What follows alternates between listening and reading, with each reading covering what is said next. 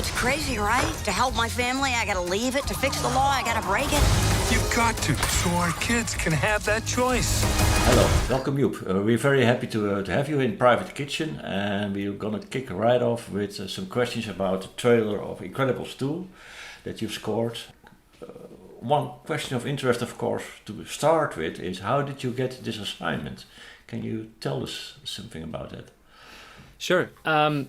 Before I got this assignment, I pitched on a number of big studio trailers.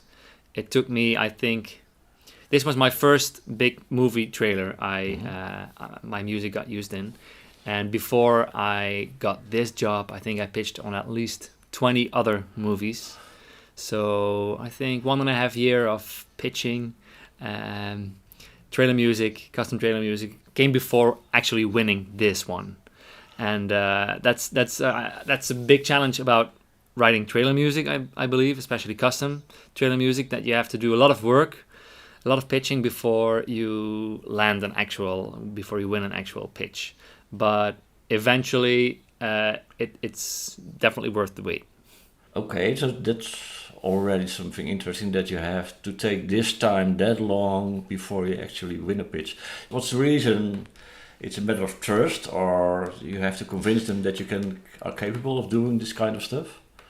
Well, in this case, it took me so long because I came from only writing film music, and I transferred into writing trailer music. And I always thought that it was super easy to write trailer music. I always thought it's like easy money. It's just big and keep it simple, blah, blah, blah. But it was really tough to get up to the standard that is required. Not only you really have to make your music sound even more simple and do not modulate, not transpose, don't overuse tricky rhythms, stuff like that. And you really have to work more on your production than on your composition. I always came from a world from orchestral writing, and I wanted to sound like it's a real orchestra. So a maximum of 6 horns in the full mix. In trailers, forget about that. Just make it sound as big as possible. And that really took a while for me I think my first pitch I ever did for this company was for Star Wars.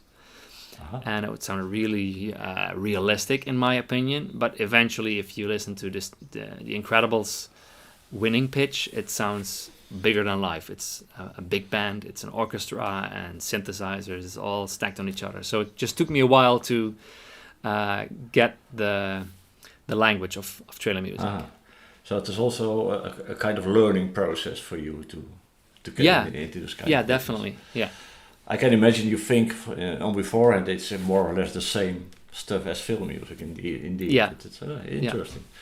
Yeah. It's a different genre. About this specific trailer, how did you go along? How did you start? Do you get a certain briefing? Do you get a certain assignment? Rules do you have to stick to? What happened?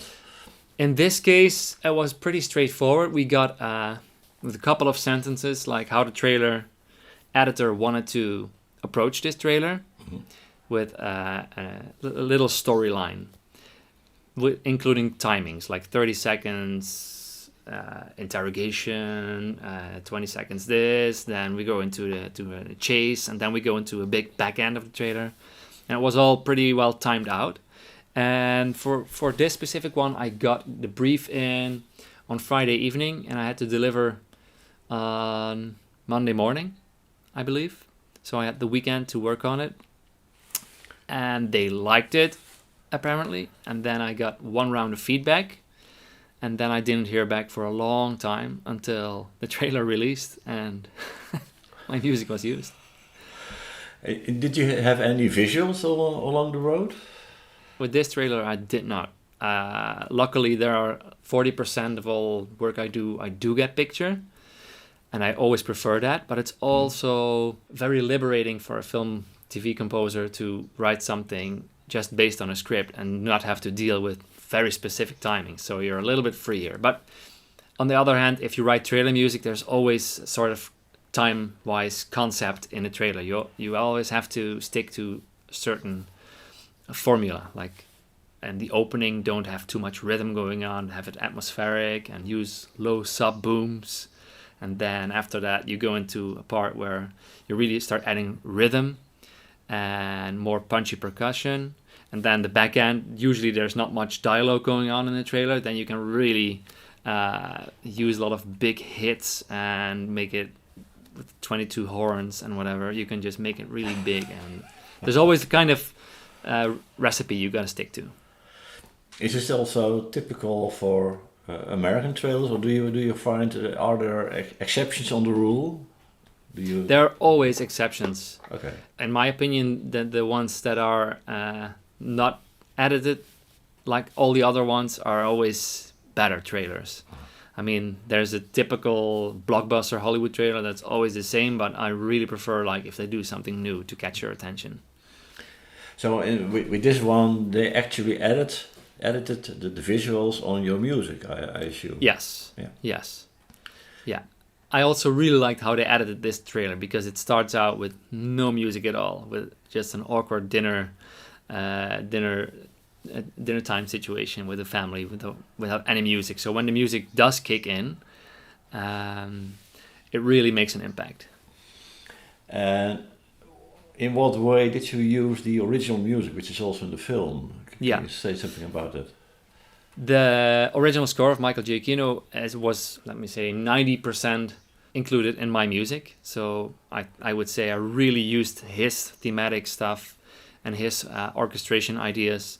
But there are certain parts where I take my own compositional skills and make it into something else. The version you eventually hear in the trailer, there's a lot of cutting going on in my music as well. Parts I really composed for it are not in the trailer, so it's really based on Michael Giacchino's themes. But then in a bigger sound.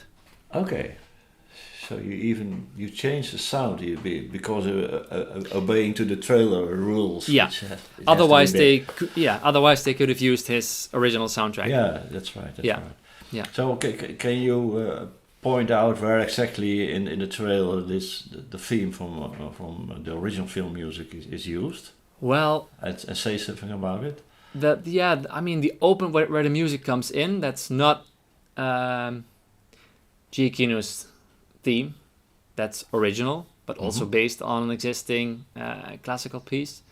And after that, it's full-on Incredibles score. But it's also great because it's it's a part 2 of the franchise, and it really makes sure that people recognize it right away. But then I call it on steroids, like Michael Giacchino's score for Incredibles on steroids, because it's so much more impactful and big hits and risers and stuff like that. So let's have a look, or even better also, or listen to a specific part of the trailer, which is really into the score of the original film music. What elephant? Mom's new job. It's time to make some wrong things right. Help me bring supers back into the sunlight. We need to change people's perceptions about superheroes, and Elastigirl is our best play. Better than me? That's not the way you're supposed to do it, Dad. They want us to do it this way. I don't know that way. Why would they change math? Math is math. Okay, Math Dad. is math. Hello? Hey, honey. How are the kids? Everything's great. Is she having adolescence? And Jack? You know it's crazy, right? To help my family, I gotta leave it. To fix the law, I gotta break it. You've got to, so our kids can have that choice. Thank you, young man.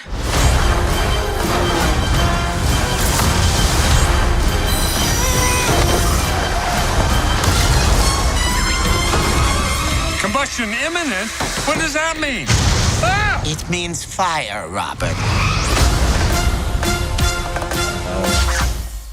So what you did is make it a bigger sound compared to the original.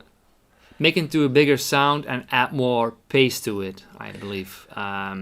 More accents for an editor to really work with, because if you look at trailers, there's always like punchy titles coming into the screen, or very snappy editing because there's an action they want to show. So really add more rhythm and hits and impact. And did you have access to the original score, or did you just have to analyze yourself the original score? I did not have access to the original score. A lot of the stuff I work on is by ear. I mean, I have some scores available. I might have had this one. I can't really remember, but they do not provide it. Okay. And is it you, because of what I've noticed watching several trailers in the cinema, that most of the times it doesn't have the trailer music doesn't have anything to do with the original film music. Is it also your experience? So was it this kind of exception in the normal way of working with trailer music? Trailers are not handled by the movie director unless it's a really, really big project or Steven Spielberg movie really does have something to say about the trailer. But usually it's more of a marketing department of the studio that handles the trailer instead of the film department. So 99% of all trailers, a composer does not have anything to do with the trailer music. And very often the first trailer comes out before the composer has started working on the music. But with a lot of movies coming out nowadays that I've worked on, they make use of an already existing franchise so that there's already a theme connected to it, and then they need custom work done. And that's where I come in. Okay. Thanks. This all sounds very interesting. Thanks for sharing all this information and experience with us. And if you want to have a look, this is for the audience, if you want to have a look at more Joep Sporck interviews, have a look at privatekitchen.nl. Thanks, and see you the next time.